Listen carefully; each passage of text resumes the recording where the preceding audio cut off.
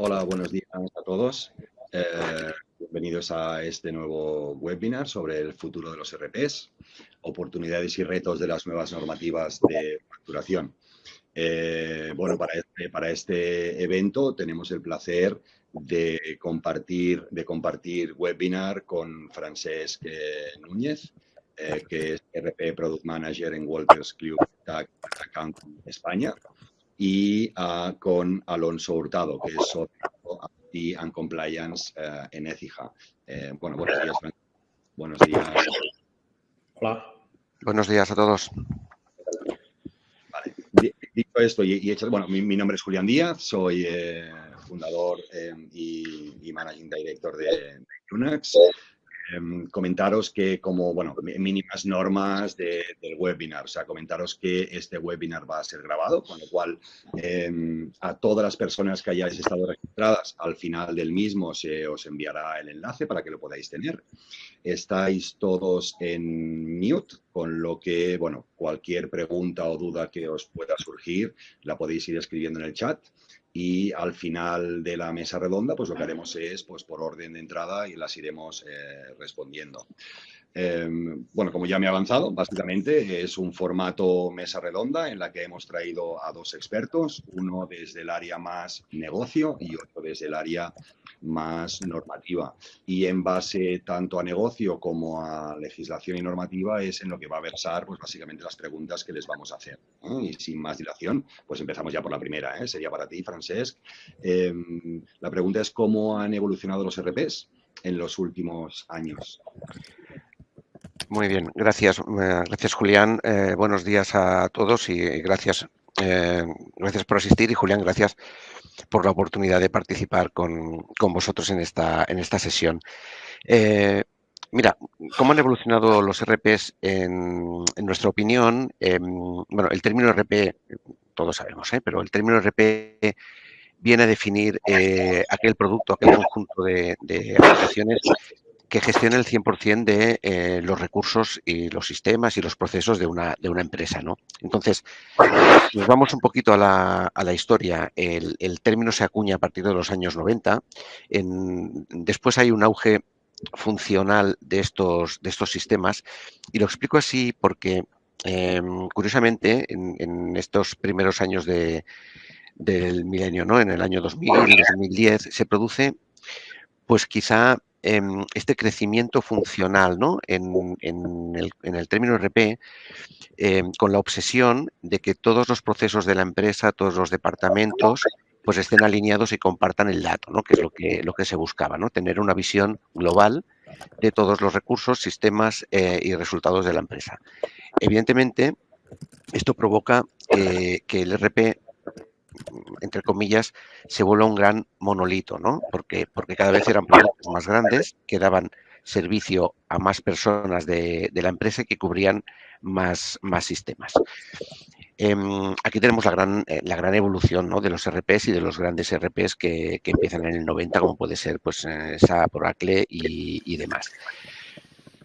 Pero es cierto, según nuestra percepción, que quizá en las últimas décadas, ¿no? Quizá desde el 2010 en adelante, por poner una fecha, aunque es un poco difícil en este sentido, se produce quizá un efecto, no voy a decir inverso en la funcionalidad, pero sí un efecto curioso, ¿no? Quizá por la aparición del cloud, ¿no? Se genera una nueva oportunidad de que los fabricantes pues vuelvan a hacer o desarrollen nuevos sistemas RP en la nube. Claro, cuando puedes desarrollar en la nube, se te plantean otras oportunidades, porque de repente tienes la oportunidad de que desde cualquier sitio, cualquier lugar, cualquier persona tenga acceso a estos sistemas ERP. Por lo tanto, en nuestra opinión, se produce una simplificación de los procesos de los ERPs.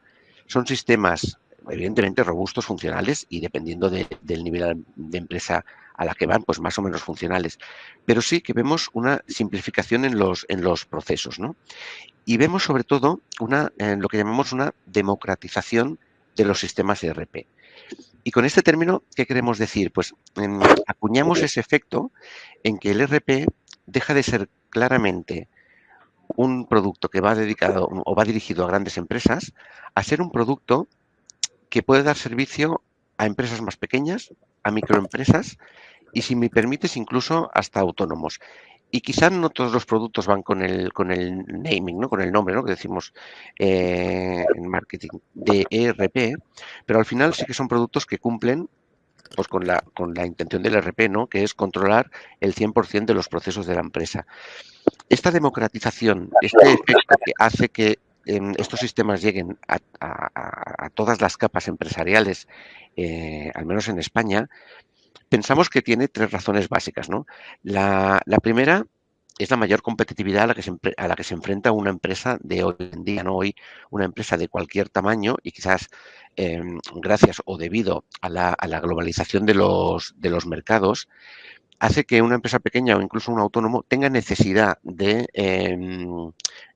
negociar o de interactuar con países del extranjero, necesita hacer compras intracomunitarias, importaciones. Entonces, este nivel de relación evidentemente hace que sea más competitiva y hace que la necesidad del software pues sea más evidente.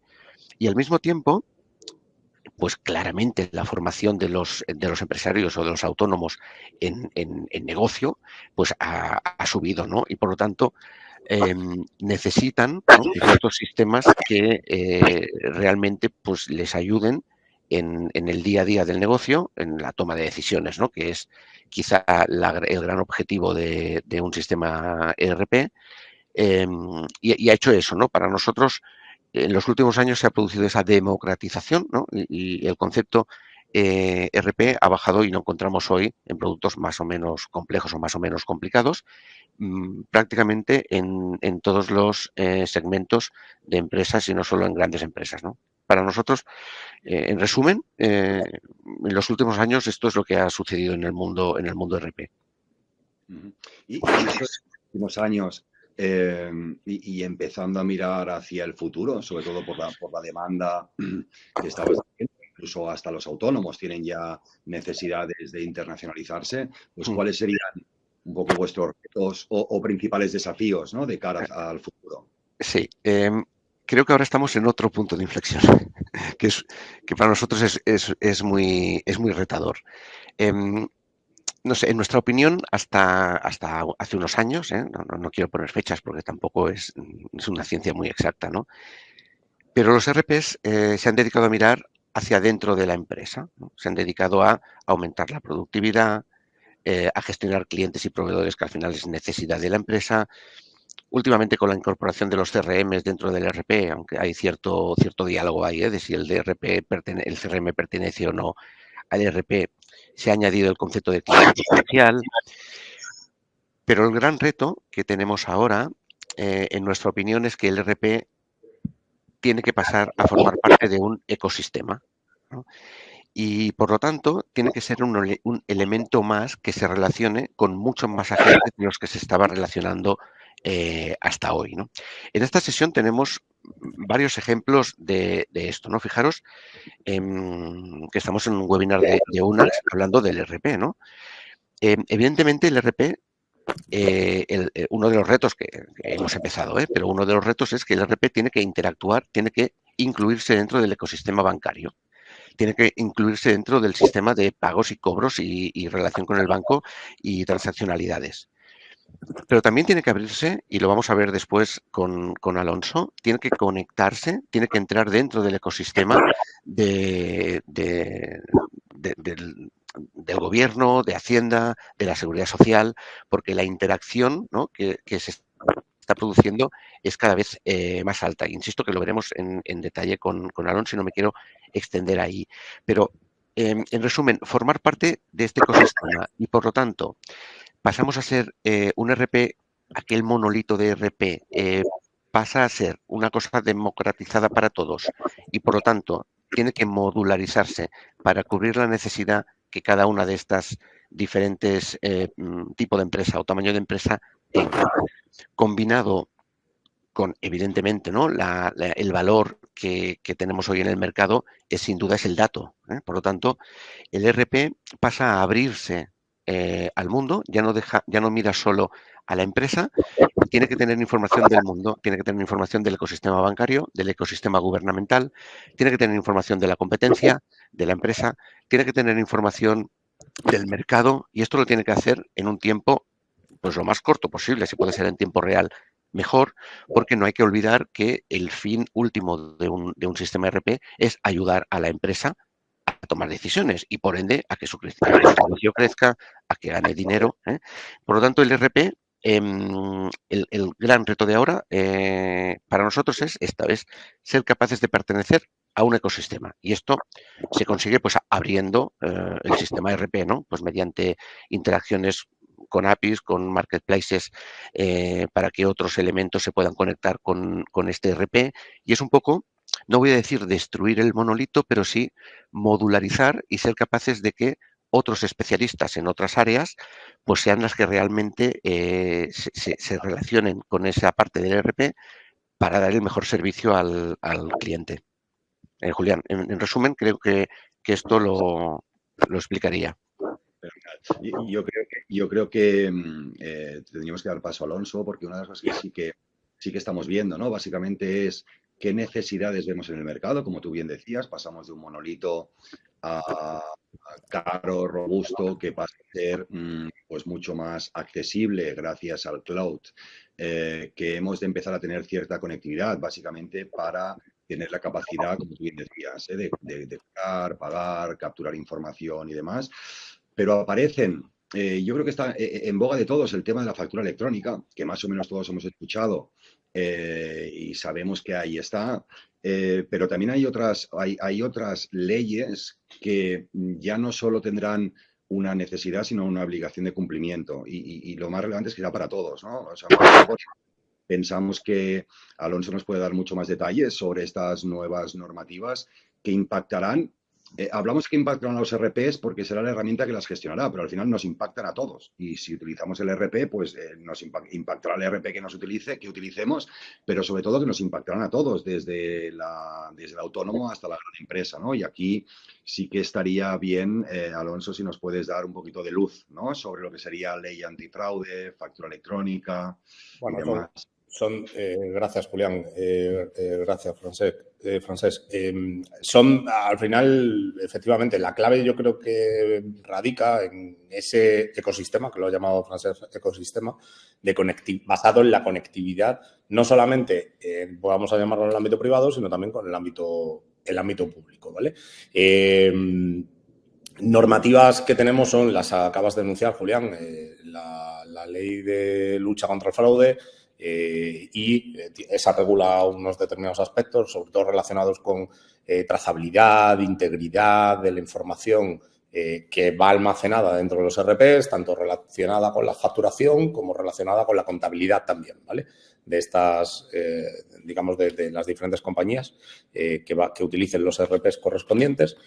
Y la otra, que es la ley Crea y Crece, que básicamente lo que hace es, y ya os digo, esto es nuevo en cierta medida en algunos aspectos, pero los que llevamos ya unos cuantos años en esto de la digitalización, vamos a llamarlo, de sectores, en este caso concretamente del sector afecta a todos los sectores, básicamente, que es la parte de facturación y contabilidad y demás. De la factura electrónica se lleva hablando tiempos inmemoriales. Yo recuerdo acciones de casi recién constituido Red.es de los orígenes, hablando sobre facturación electrónica. La realidad es que no ha sido por falta de normativa, esa ha sido la realidad.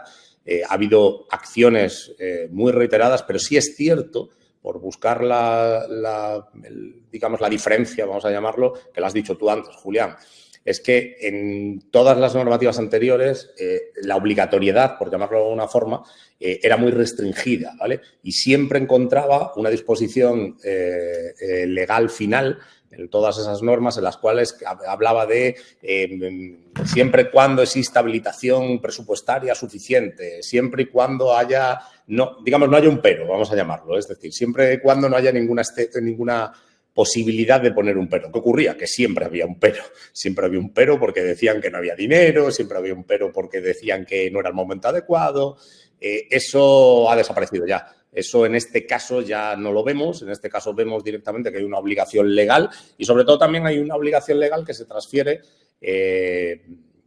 Inicialmente se empezó con las administraciones públicas, con una lógica de intentar que todos los proveedores de las administraciones públicas acabaran utilizando la facturación electrónica siempre que se relacionan con las administraciones públicas, que luego lo hicieron para las entidades grandes, o las entidades, vamos a llamarlo a gran empresa, luego bajaron un poquito el listón y ahora ya estamos en la fase de, oye, todas las entidades, todos los autónomos, todas las pymes, vamos a llamarlo, quedan dentro de este saco y tienen que empezar a utilizar facturación electrónica. Y yo diría que lo más relevante en sí mismo no es la facturación electrónica, que también, lo más relevante en sí mismo es lo que decía Francesc, es la conectividad de esos sistemas que vas a utilizar para generar facturas electrónicas con el resto, voy a llamarlo de stakeholders, el resto de sujetos, vamos a llamarlos, que operan en ese entorno. ¿Quiénes son el resto de sujetos?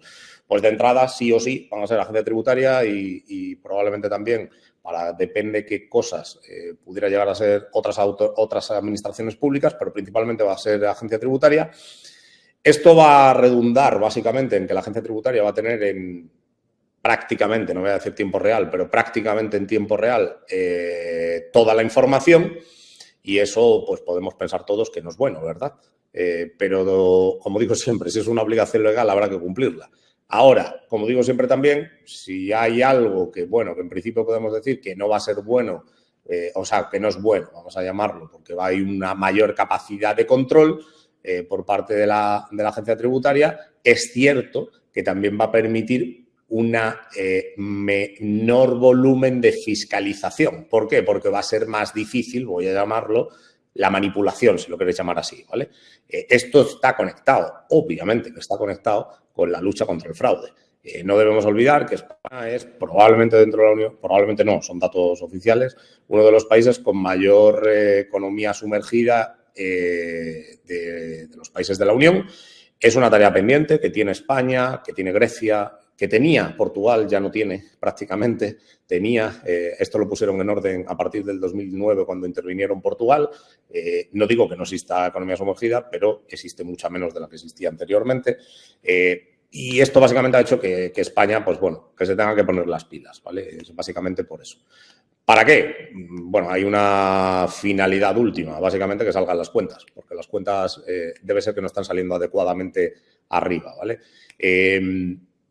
Al final esto redundará, sin duda alguna, en que, o debería redundar, en que si hay un mayor control, habrá una mayor fiscalización, pero también habrá un menor volumen de contingencias, por así decirlo. ¿Por qué? Porque la información se tiene en tiempo real por parte de la autoridad y nosotros, al mismo tiempo, se redundará, y aquí viene un punto yo creo que es clave y tiene que ver con esa conectividad, con esa, voy a llamarlo así, apificación, si lo queréis llamar así, que realmente es de lo que está hablando debajo de la normativa, de esa apificación, voy a llamarlo, del sector. Que la apificación no es más que las conexiones vía APIs, que nos van a permitir básicamente poder crear modelos de negocio sobre esto, nuevos modelos de negocio sobre esto. Esta es la parte, voy a llamarlo, bonita, ¿vale? Obviamente eso se va a hacer por parte de todas las entidades, pues probablemente no. Va a permitir una mayor inteligencia, voy a llamarlo, por parte de las autoridades, pero también por parte nuestra, porque nos va a permitir centralizar, de forma centralizada, poder trabajar con información agregada y al mismo tiempo nos va a permitir ser muchísimo más transparentes y muchísimo más claros. Obviamente, esto a la empresa que quiere hacer tejimanejes, pues obviamente no le viene bien. Eso lo damos por hecho, ¿no? Eso no le gusta. Pero fijaos, yéndonos a modelos, por ejemplo, nos podemos ir a Chile. Si nos vamos a Chile, Chile utiliza un modelo de facturación en el cual tú, cuando te vas a emitir una factura con nuestro ERP, por ejemplo, el ERP se va a un servidor nacional, que es del Estado, y le pide el número de factura que tú no lo pones, lo pone el propio ERP. No sé si me explico. Es decir, hace la petición, te devuelve el numerito de factura que queda registrado en el sistema del Estado y tú emites la factura, ¿vale? Y lo mismo con los abonos y lo mismo con digamos, las diferentes transacciones que hay. Y eso que al final que es un modelo absolutamente centralizado. Es el Estado el que provee el sistema. Aquí no vamos... Perdón. Creo que sería relevante, o sea, entiendo que es enfatizar que esto es para todos. Esto es para todos. Y luego un tema que en el momento que ya decimos que esto es para todos, o sea, es cuando entra en vigor. Es decir, cuando todos hemos de empezar a hacer pues ese tipo de comunicación a los entes públicos. Y cómo realmente si existe algún rollo legislativo pues que dicte de forma más o menos clara qué hemos de hacer, cómo lo hemos de hacer, cuándo lo hemos de hacer y demás. Pues, a ver, la ley de Crea y Crece, en la parte de facturación electrónica, pensad que, si no recuerdo mal, fue más o menos los tiempos, ¿vale? Tenemos el 7 de marzo, creo que fue como a principios de marzo del 2003, salió a consulta pública el reglamento para facturación electrónica, ¿vale? Se estima más o menos la fecha de entrada en vigor para empresas con facturación de 8 millones a finales del 2024, principios del 2025, ¿vale? Lo van haciendo se va a ir haciendo por tramos, por llamarlo de alguna forma, ¿vale? Por volúmenes. Finales del 2024, principios del 2025, la obligatoriedad de emitir facturas electrónicas con facturaciones de 8 millones, ¿vale?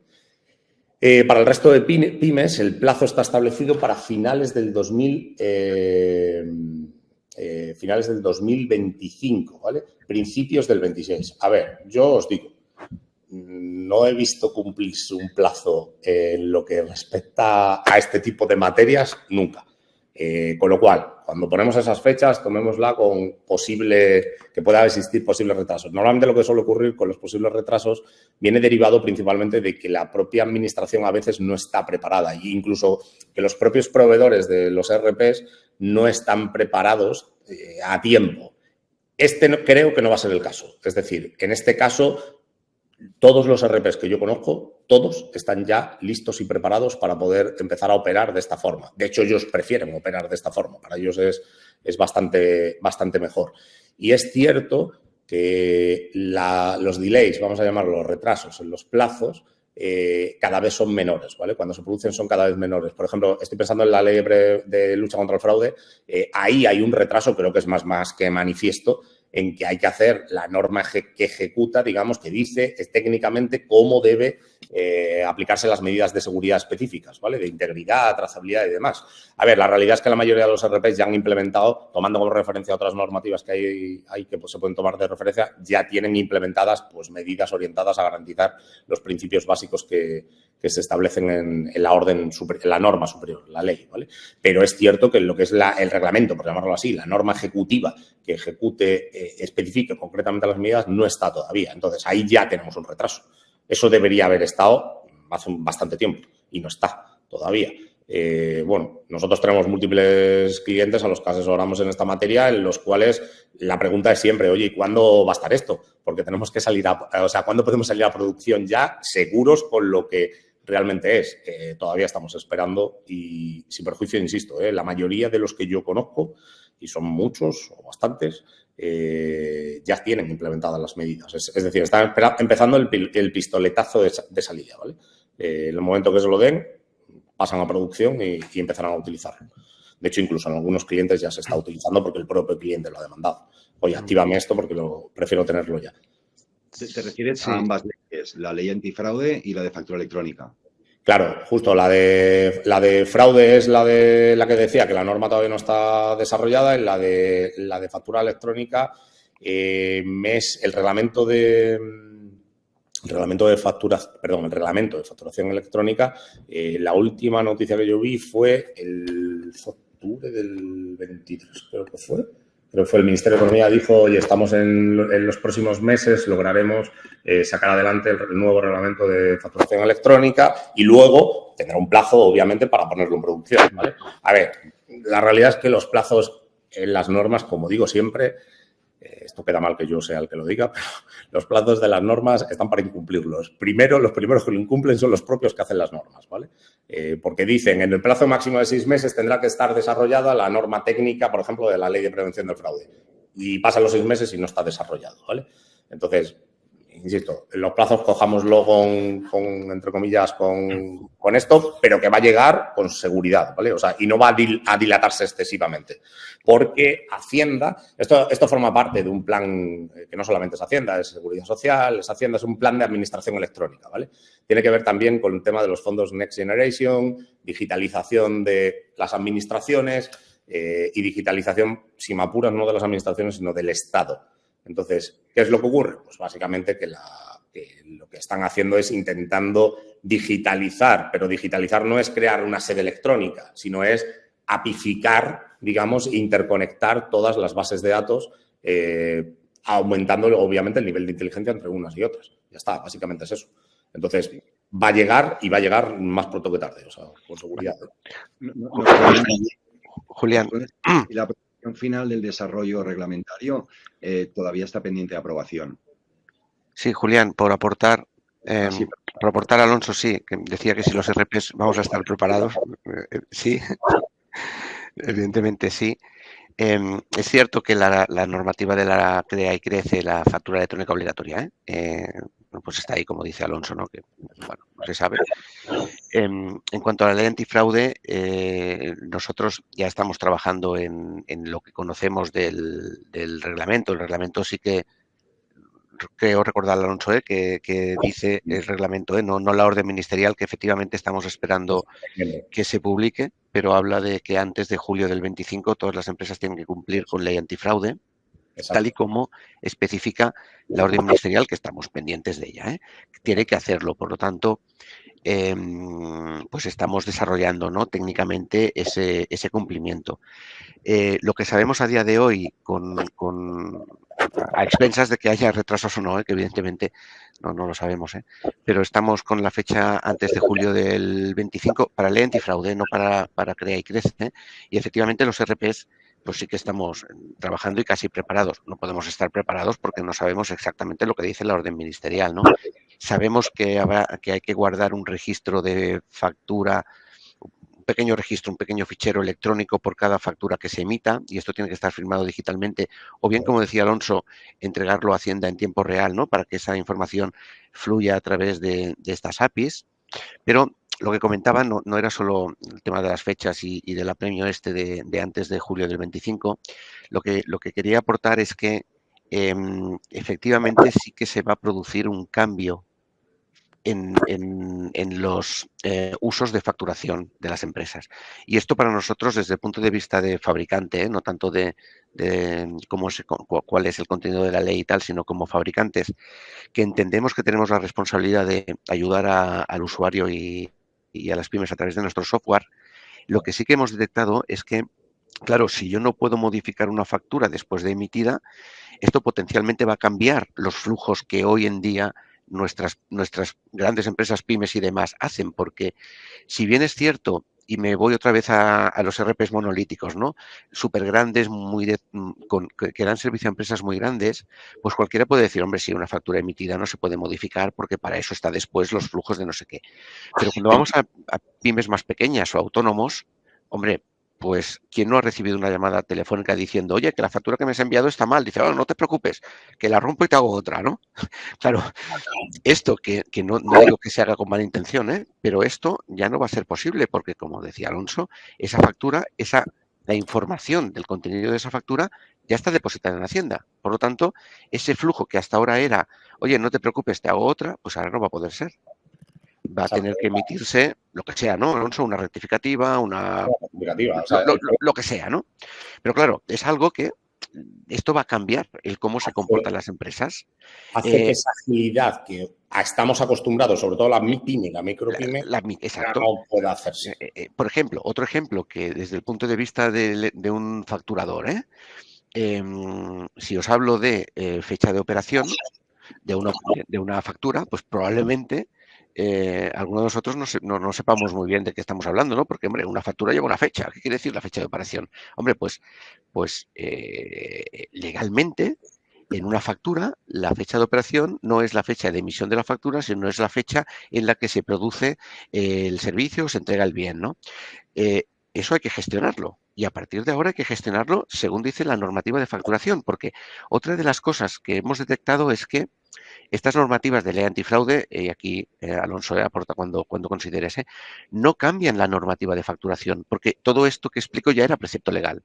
Lo que pasa que eran cosas que a posteriori el gestor, el asesor o quien fuera podía adaptar. Ahora, como en el momento en que se emite la factura, esta ya tiene toda la información fiscal y además, que no es poco, está en Hacienda, pues estos flujos a los que estamos acostumbrados se tienen que cambiar. ¿Se puede emitir una factura con fecha de ayer? Hombre, pues no. La factura siempre se ha tenido que emitir con fecha de factura. La típica es, ¿puedo reservarme numeraciones? Sí, pues bueno, efectivamente, ¿no? Claro. Entonces, Julián decía que los RPs, o nosotros en particular, estamos preparando estos flujos ya y estamos informando a nuestros clientes de que no es que sea una norma que sea nueva. En Wolters Kluwer somos especialistas en cambio legal, tranquilidad, sí, sí. Pero la gran diferencia aquí es que esta sí que afecta al cómo se comporta el usuario en relación con su facturación, ¿no? Claro, poner esto, no sé si se va a retraso, insisto, pero con una fecha antes de julio del 25, hablo de antifraude, no de crea y crece de factura electrónica, claro, nos ponen una tesitura de responsabilidad importante, ¿no? Y sí que estamos iniciando este proceso de formación al usuario, de intentar trasladar, ¿no? Pues estos cambios que sí que son cambios reales, ¿no? En el día a día de las facturaciones de las empresas. Y vosotros, pregunta Francesc, como compañía internacional que operáis en diferentes mercados, ¿esta conectividad directa con organismos oficiales la habéis vivido / sufrido ya? Sí, sufrido, no sé si es una buena definición. Como decía Alonso, siempre representa una oportunidad para todos, no solo para la empresa que fabrica. Pero sí, mira, la última, te puedo hablar que algún tema parecido, no tanto de antifraudes y de facturación electrónica, aunque es un mix de las dos cosas un poco, que es en el caso de Italia. Pues sí, Wolters Kluwer en Italia se enfrentó a este reto en el 2019, que fue cuando se hizo obligatorio el uso de la factura electrónica en Italia. Y pues más de 500.000 usuarios accedieron a nuestros sistemas en un plazo de tiempo absolutamente récord, ¿no? Porque estoy hablando de meses.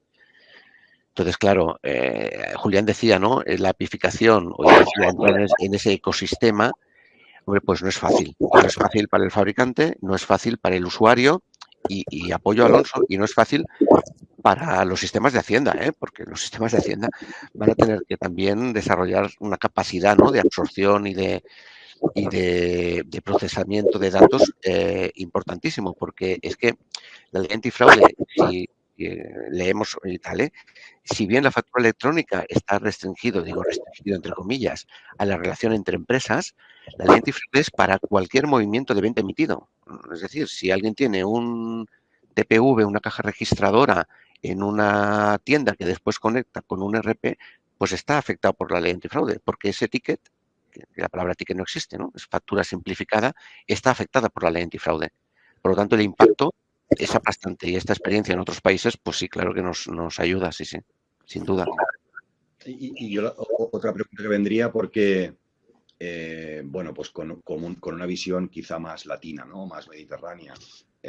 Lo primero que me viene a la mente es fiscalización, ¿no? Al final es, ostras, pues al final tejido empresarial español 98% pymes, con lo cual menos de 10 trabajadores, pequeñas facturaciones. A lo mejor lo primero que te puede venir a la mente es, pues están fiscalizando más, ¿no? Intentando coger una opción más positiva. Por aquí viene mi pregunta, pues qué oportunidades y retos, ¿no? Pues pueden aparecer tanto para los RPs como herramientas de gestión, como incluso para los usuarios, ¿no? Porque al final el tener esta comunicación, permitirme la expresión de fluida, ¿no? Pues con Hacienda y Seguridad Social, pues quitando a lo mejor el componente miedo o fiscalización, pues puede tener algo positivo, ¿no? Y la idea sería pues también entender cuál es la parte positiva de todo esto. Yo, a mi juicio, la parte positiva es que, y lo estamos viendo no solamente con materia de esto, o sea, muchos negocios que su negocio, por ejemplo, es vender, vamos a llamarlo, imaginaos un e-commerce, ¿vale? Su negocio es vender la materia correspondiente, están definiendo, no todos, pero están definiendo nuevas líneas de negocio que van relacionadas con la información que tienen de un mercado determinado, ¿vale?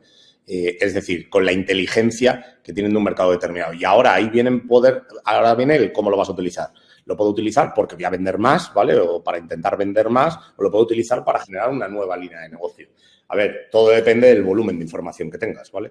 Es decir, si tienes un volumen de información relevante y consigues definir adecuadamente las posibles líneas de negocio y cómo llevar a cabo esas líneas de negocio en el mercado concreto donde estás operando, pues perfecto, porque vas a poder generar, si me apuras, casi una spin-off, ¿vale? Derivada de la explotación de la data. Y si no, pues siempre lo vas a poder utilizar para tu propio fin y para tu propio beneficio. Ahora bien, Francesc ha dado la clave. Esto pasa porque muchas prácticas que, de hecho, la gente consideraba que son completamente normales, habituales y si me apuráis, hasta legales, la gente ya no va a poder hacerlas. Es decir, si tú legalmente, pero esto es obligación legal, ¿eh? Cuando tú emitías una factura y había un error en la factura, tú no podías modificar la factura. Tú tenías que emitir un abono de la factura y después emitir una nueva factura correcta, ¿vale? Eso es lo correcto legalmente. Otra cosa es que no lo hacía nadie. Tú directamente entrabas en el sistema, modificabas la factura, no quedaba traza de que habías hecho esa modificación de esa factura y la mandabas de nuevo. Ya está, la única traza era el envío. Entonces, en ese sentido, eso va a hacer cambiar mucho la operativa porque no es cómodo, vamos a llamarlo. Es un lío cada vez que lo tienes que hacer. Va a ser mucho más lioso, pero también es cierto, tienes una trazabilidad completa de todo lo que estás haciendo. Entonces, ¿problema? Pues que obviamente los tejemanejes que se venían haciendo anteriormente va a ser mucho más difíciles de hacer. Todo va orientado hacia lo mismo, va a un mayor control, a una reducción de esa economía sumergida, etcétera. Oportunidades, yo las veo clarísimas. Todo lo que es el negocio de la data es una oportunidad, clarísima. Ahora, ¿todos están preparados para poder explotarlo, digamos? La respuesta es no. No todos van a estar preparados. Obviamente, Walters lo va a estar, los grandes RPs lo van a estar con seguridad y también pequeños RPs más de nicho que se han dado cuenta que ese es un nicho de mercado perfecto. Ahora, todas las empresas, me refiero ya a la empresa final, vamos a llamarlo, ¿vale? Al que usa el RP, ¿se van a dar cuenta y van a tener capacidad de hacer esto? Pues probablemente no todas. Y además, probablemente no a todas les vaya a interesar hacerlo. ¿Me explico? Pero desde luego a los RPs yo creo que está clarísimo que lo van a hacer. Una cosa, os he dejado por el chat que había preguntado a alguien las links a las normas, ¿vale? La orden es la que no está aprobada. El reglamento sí lo tenéis aprobado, pues lo tenéis ahí. Os he puesto el link al BOE y la orden es la última consulta pública que hubo, ¿vale? Que de hecho ese link no funcionaba. Hace unos días lo estuve mirando y no funcionaba. No sé por qué ha vuelto otra vez a funcionar, pero ahí está. De todas formas ya me lo he descargado, para tenerlo descargado y no, por si lo vuelven a quitar. Una pregunta quizá un poco más táctica que nos hacían es, cuando habláis de la comunicación con los organismos oficiales, o sea, ¿podrán las empresas realizar la facturación en local? Es decir, te haces un borrador, te lo preparas todo y tal, y comunicar posteriormente los datos al Estado, o tal cual se graba o se guarda la línea, directamente dispara hacia el organismo oficial. Sí, mira, lo que sabemos ahora, Julián, es que dentro de la ley antifraude y dentro del reglamento que comentaba Alonso que está aprobado, es verdad que falta la orden ministerial, que es el detalle de cómo, aunque sí que nos han avanzado algún detalle de cómo, de hecho tenemos bastante información, ¿vale? Efectivamente va a haber dos sistemas para guardar las facturas. Va a haber un sistema que se llama sistema Verifactu, o de facturas verificables, que hace que, este sistema hace que, perdón, o el requisito es que en cuanto se guarde la factura, se suba en tiempo real a Hacienda. Se suba un subconjunto de los datos de la factura, que son los datos económicos, bases, IVAs, tipos de operaciones y demás. Y es verdad que hay otro sistema, que es el sistema no Verifactu, que prevé que se pueda guardar esa factura en local y comunicarla a petición de Hacienda. Entonces, es cierto que existen los dos sistemas, pero hay algunas diferencias entre ellos. Y es que si se opta por la opción no Verifactu, los requisitos técnico-funcionales que tiene que cumplir el producto de facturación o el ERP y que son de responsabilidad de cumplimiento por parte de la empresa, del obligado tributario, son mucho más elevados. Por ejemplo, ese fichero que guarda los datos de la factura no se puede modificar y, por lo tanto, hay que firmarlo digitalmente. Hay que saber trazarlo. Tiene que estar encadenado digitalmente con el resto de facturas. Tienes que custodiarlo. El sistema tiene que tener la capacidad de enviarlo a Hacienda si se presenta un inspector, de exportarlo. Tienes que tener un registro de eventos en el sistema que monitorice ciertas acciones de los usuarios y del propio sistema. Es decir, la responsabilidad en cuanto al cumplimiento de la norma es mucho más estricto si usas el sistema no verifacto. Es más, según dicta el reglamento, si usas el sistema verifacto, que es el guardar factura y enviar directamente, Hacienda va a suponer que por defecto esta empresa está cumpliendo con la Ley General Tributaria.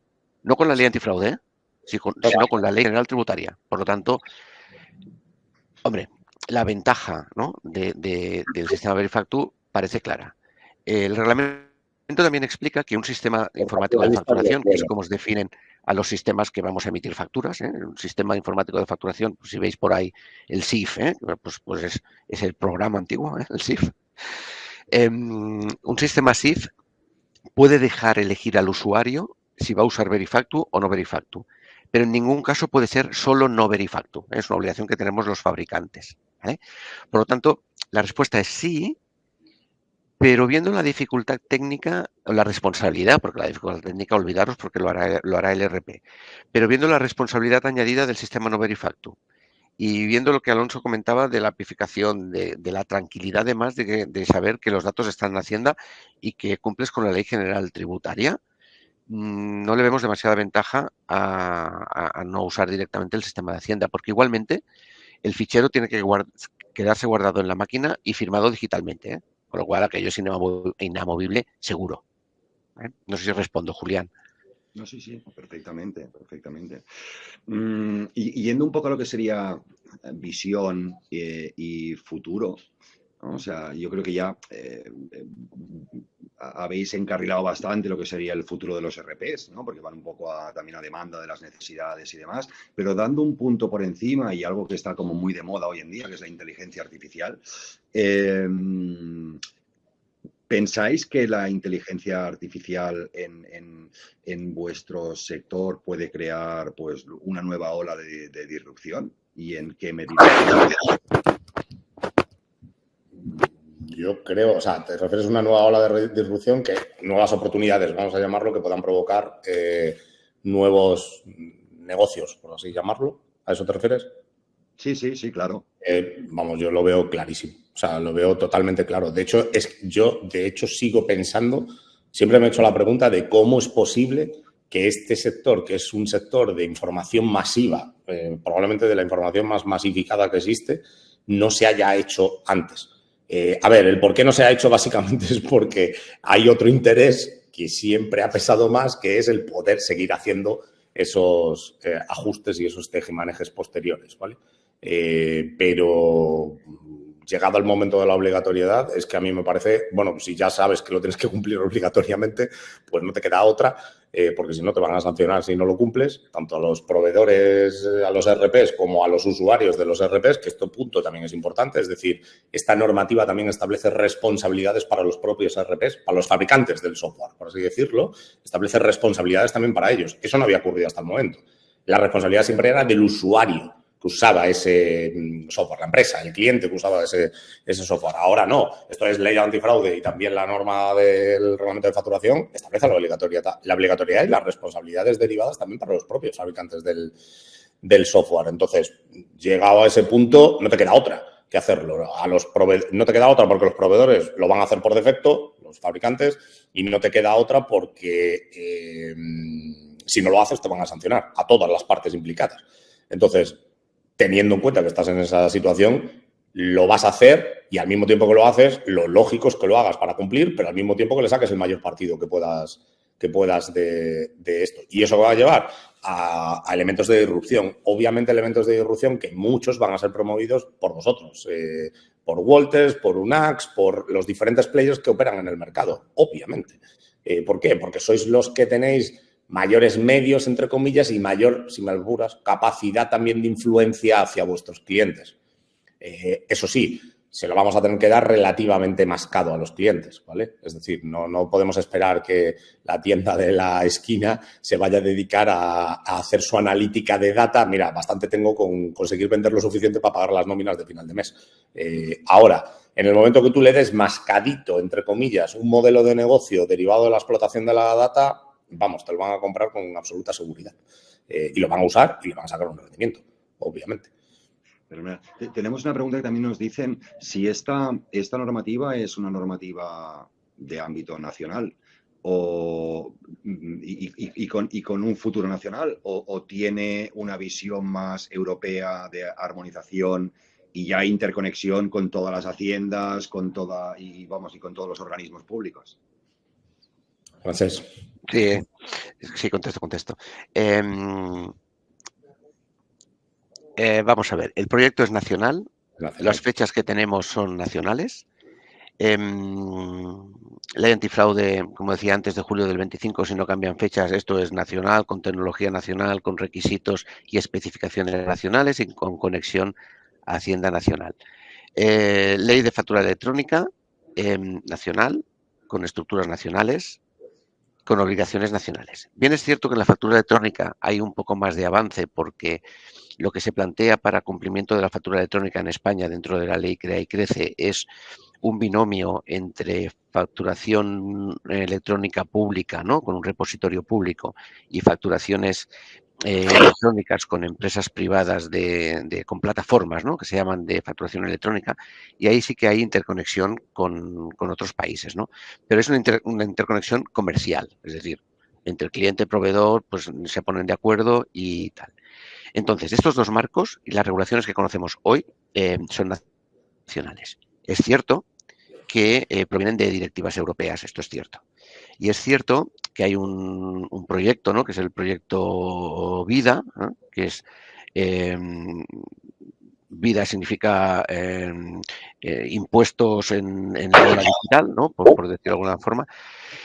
Y esto sí que es un proyecto europeo donde se pretende, ¿no?, pues que haya cierta armonización. Pero yo creo que en el corto plazo, por no decir en el medio, con estas implantaciones que tenemos delante, encima de la mesa, son nacionales, aunque haya una supradirectiva, que sí que la hay de armonización, pero la integración de sistemas de Hacienda y tal, yo particularmente la veo lejos. No sé qué opinas, Alonso, ¿eh? De hecho, muy lejos. Os lo ratifico que está muy lejos. De hecho, estoy pensando ahora en otros sistemas, ¿vale? Por ejemplo, sistemas de firma electrónica, sistemas de identificación electrónica, eso lleva armonizado mediante reglamento, reglamento europeo, que viene directamente de Europa y que aplica los mismos requisitos para todos. Además, está basado en unas normas técnicas y unos actos de ejecución que son los mismos para todos y a fecha de hoy no está integrado en Europa. Es decir, no tenemos un sistema único. No por cuestión regulatoria, que ahí está más que superado, sino por cuestión de interoperabilidad técnica. A fecha de hoy no está, hay un proyecto europeo que se llama Stork, van ya por la versión 2.0 y la respuesta es que no está integrado. No tenemos una integración plena y absoluta a nivel europeo, por un tema de interoperabilidad. Con lo cual, pensad, estamos hablando de la mayoría de los países, no en todos, pero la mayoría de los países las haciendas son organismos autónomos, por llamarlo de alguna forma, ¿vale?, con autonomía, y cada uno tiene un sistema completamente distinto. Hay modelos muy open, vamos a llamarlo. Open me refiero muy, digamos, de integraciones, muy agregando a algunos de ellos incluso inteligencia artificial generativa desde hace años. Es el ejemplo de España. Y hay otros que son muy arcaicos, ¿vale? Son sistemas muy tradicionales, muy arcaicos y que muy probablemente van a tener que evolucionar. Pero la respuesta ahora mismo, todo lo que estamos hablando es ámbito puramente nacional, ¿vale? En el caso particular de España podemos irnos al nivel suprainferior, que es autonómico, ¿vale? Tenemos haciendas autonómicas y entonces esas haciendas autonómicas, sobre todo las forales, ya tenían proyectos de esta tipología. Tenéis, por ejemplo, en el País Vasco tenéis TicketBuy. TicketBuy, bueno, conecta bastante con esto mismo, ¿vale? y ya se venía haciendo desde hacía tiempo. Entonces, estamos hablando siempre en ámbito territorial nacional. En algún momento esto se conectará arriba, pero ¿cuándo? Pues no lo sabemos. Yendo a preguntas quizá algo más concretas, de diferentes verticales. O sea, una pregunta que nos hacen es en compañías que, por ejemplo, emiten multitud de recibos, como pudieran ser gimnasios, administradores de fincas y demás. ¿Esta normativa afecta a la emisión de los recibos? ¿Es que no tienen relevancia fiscal? ¿O como podían ser recibos de comunidad, recibos de gimnasio y demás? ¿O impacta exactamente igual? Los recibos de comunidad, si son voy a decirlo al revés. Esta normativa, ley antifraude, afecta a todo aquel que emite factura o factura simplificada. Exacto. Ya está. Si legalmente hay un precepto en el que emitiendo un recibo por su relación tal te lo permiten, tal. Pero si haces una factura simplificada, un ticket, una factura, estás afectado. Aquí, bueno, Alonso ha puesto el link y tal. No sé, Alonso, si tienes más detalles, pero el caso o el casito no lo sé, pero vamos, afecta a cualquier movimiento de venta que se produzca en todos los niveles y en cualquier territorio de España, salvando, como decía Alonso, a los forales. Estén afectados o no por Ticket Buy, porque se da el caso de Ticket Buy está en Álava, en Guipúzcoa y en Vizcaya. Se da el caso de Navarra, ¿no? Que no tiene Ticket Buy, pero como es foral, pues tampoco está afectado. Pero en el resto de territorio, Canarias y territorio nacional, afecta a cualquier movimiento de venta. Sí, hay obligación de emitir factura. Exactamente. Vale, otra pregunta referente a lo que sería el tema de pagos, puesto que tendremos la conectividad plena con todo lo que serían organismos públicos. ¿Hay algo contemplado en cuanto a lo que sería pagos, cobros de todas estas facturas o iría fuera del aplicativo, dijéramos?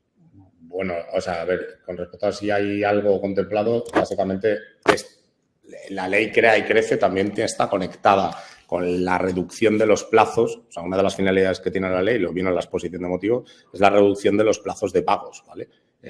Hay otra norma que establece que los plazos de pago de las facturas no pueden ser superiores a 60 días desde la fecha de emisión de la factura. Bueno, creo que no hace falta decir que probablemente sea la norma más incumplida de este país por defecto, incluso por las propias administraciones públicas.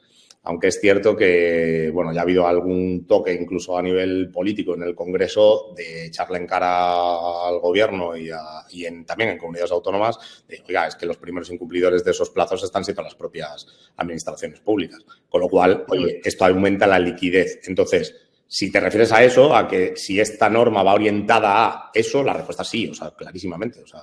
No, la pregunta venía un poco más, o sea, desde el momento que por un tema de prevención de fraude hemos de enviar, como bien decía Francesc, en tiempo real la factura al organismo público, el siguiente paso es, oye, pues que el pago vaya detrás y ya tengo la obligatoriedad de validar origen de fondos. No tanto era el plazo. Dices para la parte de prevención de blanqueo de capitales y demás. O en sí, el pago y el cobro en sí, que también estuviera, permíteme la expresión, fiscalizado, ¿no? Porque si ya tenemos la emisión de la factura para saber quién nos tiene que pagar o a quién hemos de pagar, pues el siguiente paso es cómo pago, cuándo pago, desde dónde pago y cómo cobro y desde dónde cobro, ¿no? Cuando ya cierran el círculo completamente. No sé si hay algo al respecto. Gracias. Sí, te contesto, Julián. Mira, te voy a contestar en dos planos. El primero es la obligatoriedad que sabemos a día de hoy, que como dice Alonso, a ver cómo acaba, porque dentro de la ley Crea y Crece, y ahora no estoy en la antifraude, estoy en la ley de facturación electrónica obligatoria, lo que sabemos del reglamento, que está en borrador, que ni siquiera está aprobado, aquí refuerzo las palabras de Alonso, pero la ley Crea y Crece, facturación electrónica obligatoria, prevé que una copia de esta factura también acabe en Hacienda. Y también prevé que en el momento en que la contraparte pague la totalidad de la factura, este pago se comunique. Por lo tanto, a esperas de que a ver cómo acaba definitivamente el reglamento y si hay posteriores órdenes ministeriales, la respuesta es sí. Hay cierta interacción entre el que tiene que pagar la factura y Hacienda para que tengan esa trazabilidad y poder cumplir o ayudar a cumplir el objetivo de la Ley Crea y Crece de reducción de morosidad, ¿vale? Y el segundo plano en el que te quería contestar es que dentro del ecosistema del que te hablaba antes, hombre, evidentemente, cuanto más conectado esté un ERP, un sistema de facturación, con un ecosistema de pagos y de cobros, pues mucho mejor. No solo por el cumplimiento legal, que también, ¿no? Sino por la propia eficiencia e información que tiene la empresa en tiempo real, ¿no? Cuanto más rápido sea o más agilidad tenga, ¿no? Para pagar, cuanto antes detecte que he recibido un pago en mi cuenta, cuanto más cerca esté del ecosistema bancario que me afecta a mí como empresa, pues más decisiones podré tomar y más rápidamente lo podré hacer, ¿no? Por lo tanto, hombre, la respuesta es doble sí, ¿no? Sí que hay cierta legalidad en Crea y Crece, pero que productividad y eficiencia ya hacen que estar conectados de forma dinámica con un entorno bancario sea positivo para cualquier empresa.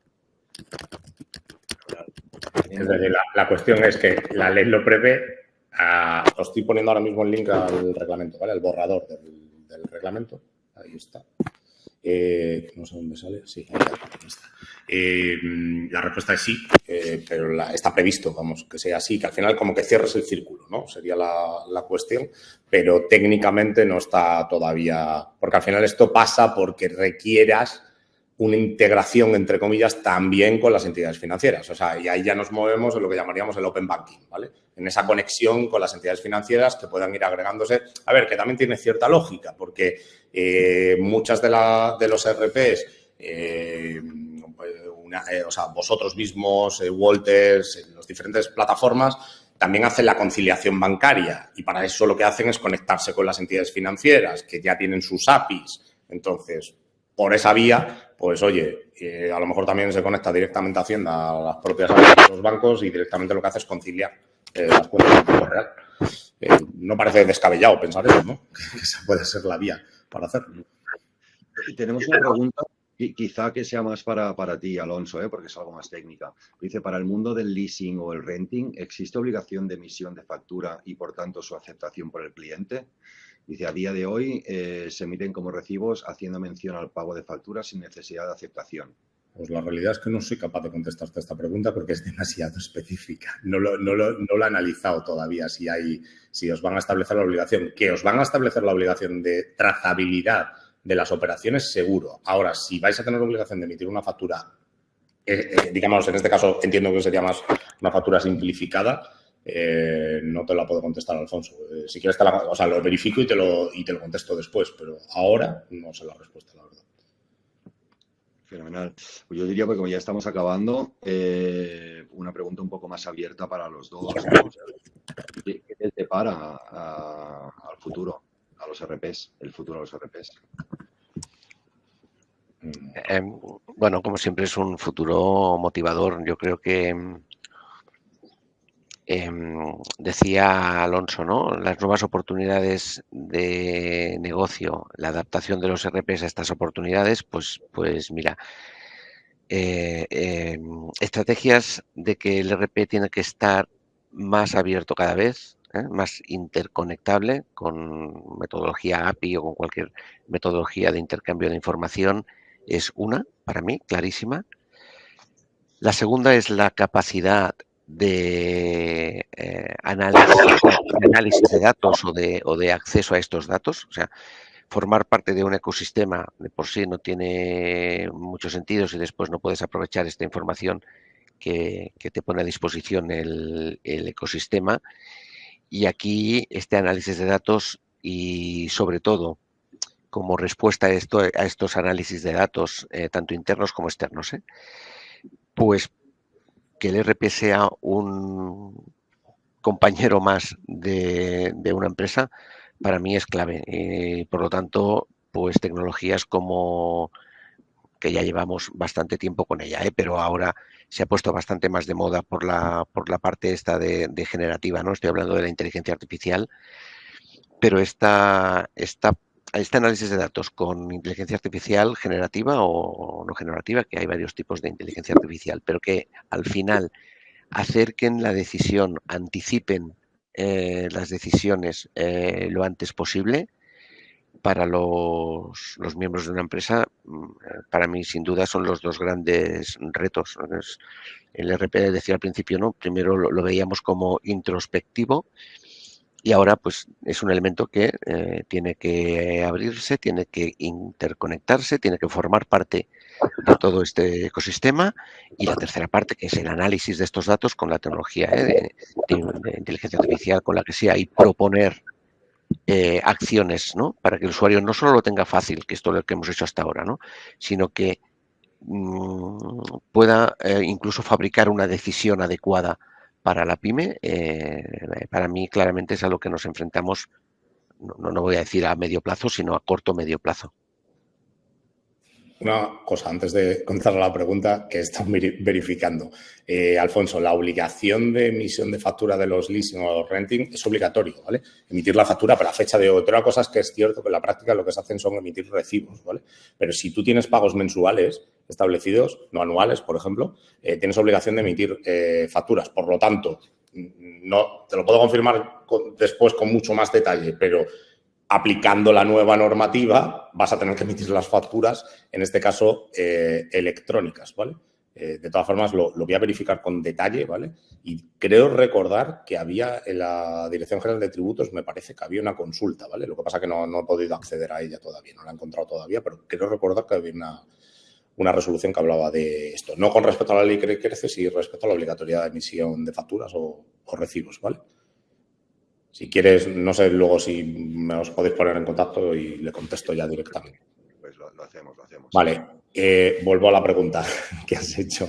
¿Cuál es el futuro? El futuro yo creo que es quiero decir, al final vamos a un mundo hiperconectado, ¿vale? Venimos de un mundo en el cual... y esto, insisto, esto no pasaba, o sea, esto pasa en España, pero en algunos otros países no pasa. El caso de Chile, por ejemplo, nosotros tenemos oficinas en Chile y yo recuerdo cuando yo vi la primera vez el sistema de facturación de allí, de contabilidad desde allí, y yo dije, leches, esto tiene lógica, ¿vale? Tiene lógica para el Estado, pero también para las entidades que hay debajo, entre comillas, las administradas. Entonces, ¿hacia dónde vamos? Vamos a un modelo mucho más conectado, en el que va a haber mucho más control por parte de las administraciones y que tienen un objetivo común. El objetivo común principalmente, luego nos lo venderán como quieran, pero el objetivo común es básicamente aumentar la fiscalización, vamos a llamarlo, y el control. Ahora, que en ese escenario que probablemente no es el más halagüeño o el que más nos gusta, lo que hay que hacer es, pues bueno, como digo siempre, si de una cosa que aparentemente puede ser mala, podamos convertirla en algo aparentemente buenísimo. Mala me refiero para el administrado, convirtámoslo en algo bueno. Y los modelos de negocio que te dan pie a poder generarse a partir de esto, a mi juicio, son bastante relevantes, bastante potentes. Ahora, como digo siempre, probablemente no estén al alcance de todas las entidades. Seréis vosotros, las entidades, los ERPs, los proveedores, vamos a llamarlo, de las tecnologías, los que tendréis que ponérselo, voy a llamárselo mascado, entre comillas, a los clientes. Y, bueno, capacidad para hacerlo, vamos, estoy absolutamente seguro que no vais a tener ninguna limitación para ello, porque obviamente tenéis capacidades técnicas y de negocio para poder hacerlo de sobra, vamos a llamarlo. De hecho, me acaba de estamos haciendo, Alonso. Ya lo estamos haciendo, Alonso. Obvio. Es obvio. Yo aquí siempre pongo el mismo ejemplo, siempre utilizo el mismo ejemplo. No es del mundo de los RPs, ¿vale? ¿De qué Amazon? Amazon, ¿por qué llega un momento que decide montar un Amazon Web Service? Y decimos, porque Amazon, no olvidemos, Amazon es una tienda de comercio electrónico de libros, que después empieza a vender otras muchas cosas. Y con eso adquiere una inteligencia determinada, vamos a llamarlo, ¿vale? De consumo, y va aumentando el volumen, vamos a llamarlo, de lo que sabe. ¿Pero por qué monta un Amazon Web Service? Porque a partir de montar un Amazon Web Service empieza a tener inteligencia de muchos otros negocios, no solo de su negocio. Entonces, ¿su negocio cuál es? ¿Venderte solo alojamiento? No, es venderte alojamiento y venderte una aspiradora que te has comprado por Amazon, o lo que te hayas comprado, me da exactamente igual, pero al mismo tiempo saber de los negocios. Es decir, tener información completamente anonimizada, pero que tiene un valor extraordinario desde un punto de vista estratégico. ¿Para qué? Para utilizarlo para su propio negocio, para sus propios negocios, entre comillas, o, en el caso de Amazon ha sido para utilizarlo para sus propios negocios o para vendérselo a terceros, como información relevante sobre mercados. Entonces, eso extrapolémoslo a este ámbito que es mucho más específico. Los RPs vais a tener una posición de acceso a una cantidad de información que ya la tenéis, pero a partir de ahora vais a tener todavía mucha más, igual que lo va a tener la Hacienda, o sea, las autoridades de Hacienda, fiscales y tributarias, las autoridades tributarias, van a tener mucha más acceso a información, con lo cual, como digo siempre, si viene lo que en principio puede ser malo, pues conviértelo en algo bueno.